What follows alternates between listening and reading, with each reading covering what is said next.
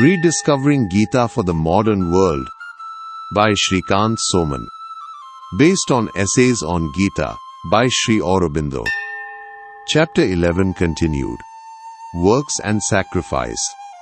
Continued from the previous episode 80, Knowledge, Works and the Impossibility of Inaction. Current episode 81. Beyond External Rules, the Gita's Path to Liberation. The Gita's Philosophy of Desireless Action. Reconciling Works and Knowledge in the Bhagavad Gita. Key takeaways. The core problem of desire, human actions are fundamentally driven by desire. To achieve liberation and perfect action, one must find a way to act without personal desire, which even includes the desire to maintain the body. The limitation of external rules. Simply following external rules like Vedic nityakarma social duties does not lead to true desireless action.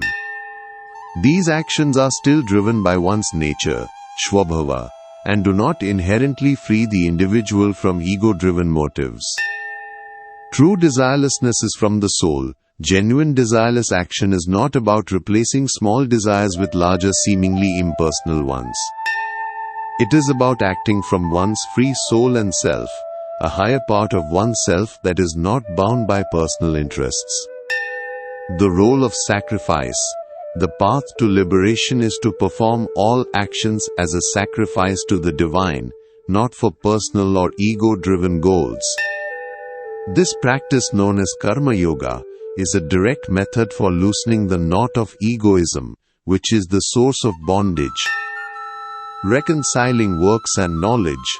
The Bhagavad Gita resolves the ancient conflict between karma, Vedic works, and jnana, knowledge from Upanishads, by stating that all actions, when performed as a sacrifice to the divine, lead to the supreme knowledge of the immutable Brahman, the ultimate reality, thus making works a path to liberation rather than an obstacle.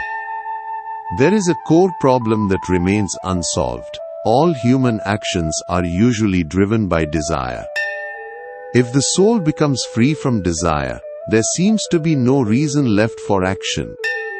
Even doing works to maintain the body is a subjection to the body's desire. This is something we should get rid of to achieve perfection. One solution is to follow a rule for action that comes from outside ourselves.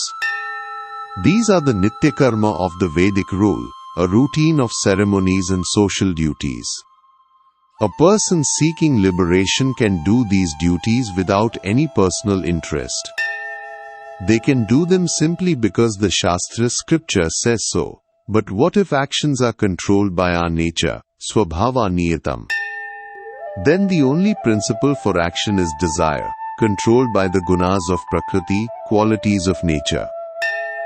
Some people interpret the Gita's nityakarma as the Vedic nityakarma. They see the work as a social duty to be done without personal goals. However, the Gita's teaching is much broader than this. It is for all time and all people.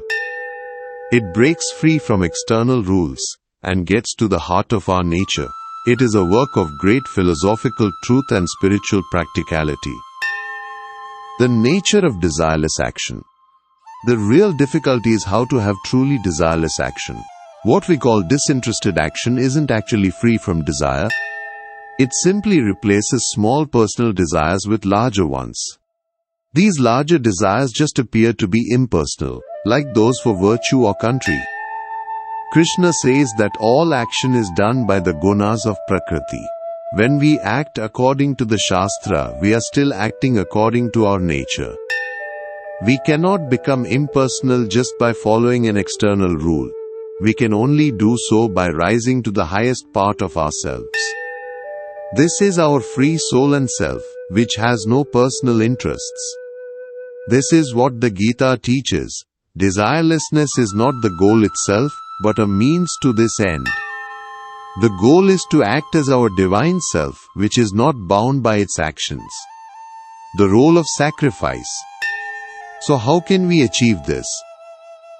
The teacher says, we must do all works with sacrifice as the only object. By doing works otherwise than for sacrifice, this world of men is in bondage to works. For sacrifice practice works, O son of Kunti, becoming free from all attachment. Any action can be done for the sake of the divine. All existence and action exist for the sake of the divine. But as long as we are ruled by our ego, we cannot see this. Instead, we act to satisfy our ego, not for sacrifice. Egoism is the knot of our bondage. By acting for God without ego, we loosen this knot and become free. Reconciling works and knowledge.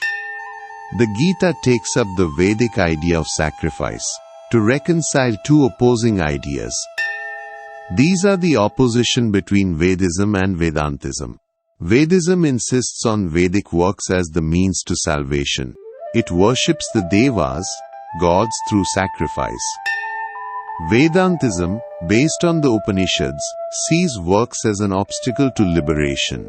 It believes salvation comes from knowledge of the immutable Brahman.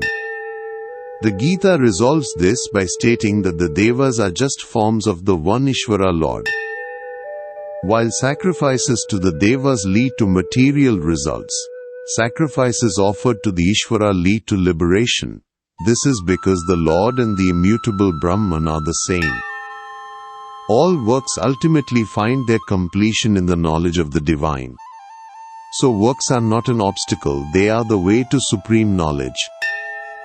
The Gita's method is to widen these narrow ideas. It takes the general truths that were restricted and makes them universal. With this episode 81, we are concluding chapter 11, Works and Sacrifice.